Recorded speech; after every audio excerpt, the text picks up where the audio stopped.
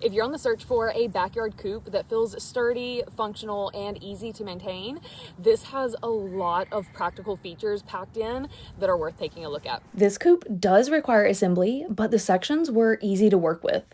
My husband had it done in about an hour, just taking his time, and once everything started coming together, it felt solid and well supported. The overall size gives enough room for about 4 to 6 chickens, depending on breed, so it works well for a small backyard flock. I'm showing it here with 5 Bantam Cochins, which is a smaller breed.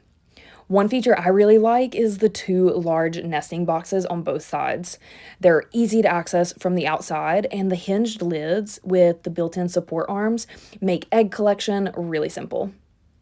Another clever design touch, the door doubles as the ramp, and it has a non-slip surface which helps chickens move in and out more easily, especially as they get used to the coop. Plus, when you close it up at night, the door ramp design gives extra peace of mind.